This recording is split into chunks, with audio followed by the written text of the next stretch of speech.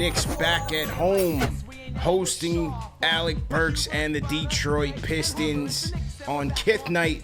Knicks debuting their new 2022-23 City Edition jerseys.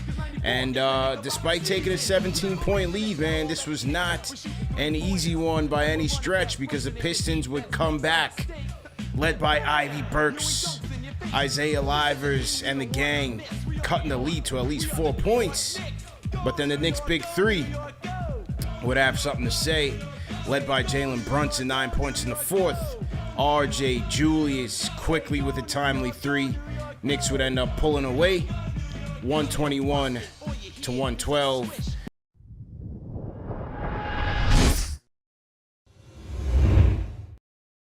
The return of Burks, that was another storyline outside of the jerseys. You heard Breen and Clyde talking about it. The return of Burks and how that would impact this Pistons team. No Cade Cunningham, so you had to watch out for number 5. Even though it was his first game back, he's liable to cook, and you just never know. This game started off, it was such a weird flow to the game.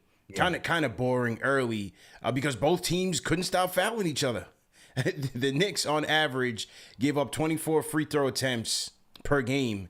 22, right? Yeah, sorry, 22.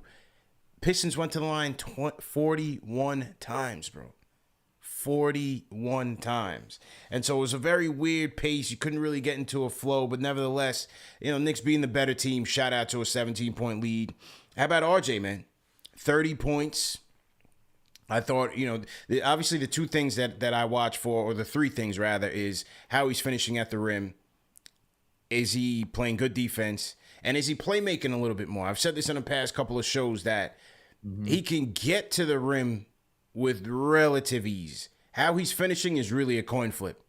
Tonight he finished well, but on his drives, he was passing more and playmaking more and capitalizing on the threat that he is to get to the basket, not always forcing the shot up at the rim, but looking for others. And he made a couple nice plays. We saw a nice 1-2 combo, 1-2 game between he and Brunson early in the game to close the game. He used his driving ability, found quickly in the corner, who needed a three to save his life, desperately needed a three, and quickly hit a big three in that game to really help the Knicks pull away. I liked RJ's game tonight, man. Very efficient night for RJ. 30 points, good bounce back game for him. Absolutely. 10 for 17, 3 for 8 from the three-point line, 7 for 8 from free throws. His free throw shooting this season has been on point. Yeah. Got to highlight that. Got the 5 rebounds, 5 assists, plus 11 tonight, 30 points. As you said, highly efficient game. And he was essentially steady throughout the entire night. It felt like every quarter RJ was contributing in some way or some fashion, whether it was knocking down critical threes, just being able to get to the basket and drawing fouls and getting to the line and knocking down free throws. I mean, even the fourth quarter, as the game is getting closer, he's knocking down critical free throws. So it was overall, it was a solid night for RJ Barrett. I thought his playmaking, it didn't all show up in the stat sheet, but I thought he was doing a good job trying to get everybody involved.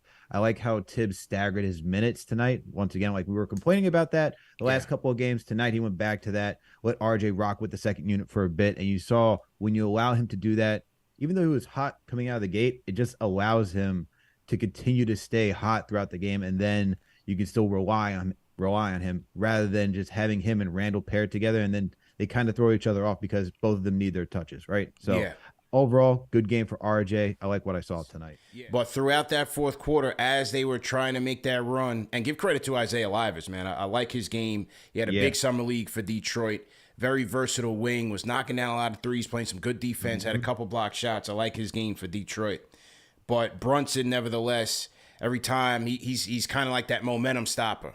Every time Detroit was trying to make a run, Brunson would come in and clap back. He'd get a nice mid-range shot, a teardrop, had a big three-point play, 9 points in the fourth quarter for Brunson.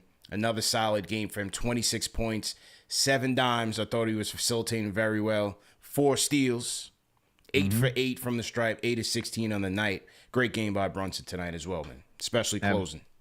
Absolutely. You just gave out the stat line. I thought he was active tonight defensively. He had active hands. That's where you get the 4 steals. Also knowing how to jump the passing lanes. Good stuff by him. And he was just making critical shots down the stretch of the game. I think the pivotal point tonight was when you have RJ, who's driving to the lane. He gets swatted. IQ saves the ball from going out of bounds baseline, gets it back out to Brunson. Brunson drives in, draws the and one, finishes with the floater, gets down to the line. Momentum shift, goes back to the Knicks. You know, you mentioned earlier this season that we got a closer in one, Jalen Brunson. Yeah, he won't show up every single night just because this team as a whole, you know, it's not going to be there to compete with the upper echelons of the Milwaukee Bucks and Cleveland Cavaliers. But for games like this, coming down the stretch, you see where he's just critical. He's just able to knock down mid-range jumpers, hitting some. I think he had a few 3-pointers today. Yeah, he had 2 3-pointers today. Made some big shots down the stretch of the game, and was just able to keep everyone composed. You know, that's the thing that we need, and we didn't see that the last couple of games. Tonight, he was able to do that. Good stuff by Jalen Brunson, and we need this more from him on a nightly basis. You know, in order for this team to really stay in, he needs to be the head of the snake.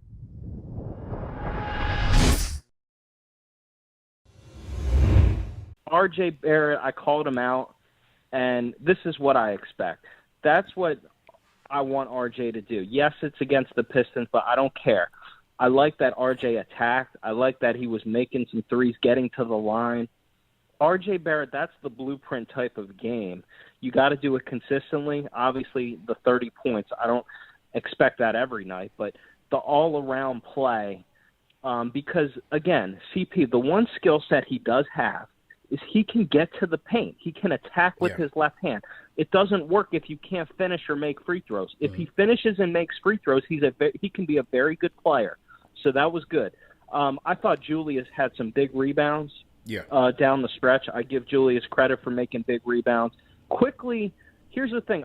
I called out Quickly last time too. The thing about Quickly that I like him better off the ball, where he's not loosey-goosey, and then sometimes Quickly when he's on the ball or even he catches it, he'll take like 10 steps back like he's like in an and one mixtape. I hate that. Just stand in the corner, we'll pass you the ball and make threes. That's all you got to do. But I think they were inspired, CP, by MJ Burks being back in the building. The offense was back. We got to beat OKC, but CP, this is a good night for you and me because MJ Burks was back and we got to witness greatness. Give the man. Ron from B-Boy. Salute to Rod. Salute to Rod. So obviously, I'm thrilled with the win, but it was agonizing to get to that point. We definitely got to clean a lot of things up here. I'm very, very, very nervous about this OKC game. OKC is playing well. They scored 132 points tonight. We know they're hungry. We know they have SGA and Josh Giddey, who are likely going to be trying to slice into the lane pretty easily based on how our defense has been thus far.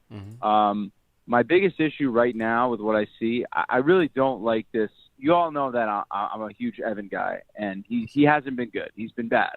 We know that, right?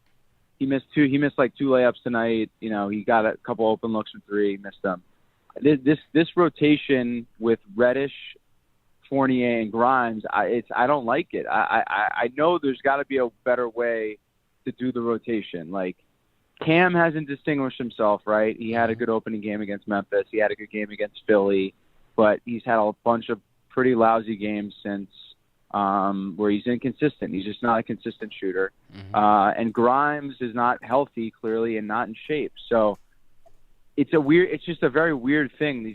Those 3 players are kind of in limbo, and they don't know like where their minutes are going to come from. Like, and I just think like, look, Fournier is going to be here this year, so we got to get the most out of him. So he doesn't look comfortable in this role, playing him 12 minutes a night. Like, he's not used to it. It's not comfortable. We're not getting the most out of him. You can see he doesn't look like the same player. Confidence-wise, tentative. I would go back to starting him, and you don't have to play. You can regulate his minutes. You can put Cam in. You can go to Grimes. It just doesn't seem like there's any rhyme or reason to how they're relegating the minutes, right? Grimes played in the first half, and then he didn't play again. I think, as I've been saying in the beginning, in the training camp series preseason, Fournier was only keeping the spot warm for Grimes. The Grimes injury set him back. Tibbs went to Cam because of how desperately we need perimeter defense. You need the defense. If you got to sacrifice offense out there to get it, then so be it. You had another night tonight. You had RJ, Julius Brunson dropping 20 points for the third time this season in 12 games. That's a good sign. They need to get the three-point shooting back on track, no doubt about it, but it's not like Fournier was lighting it up either. And on the flip side, his defense is garbage. We'll see you Sunday matinee edition, Knicks versus Thunder. Let's get it going, man. Let's get 2 in a row.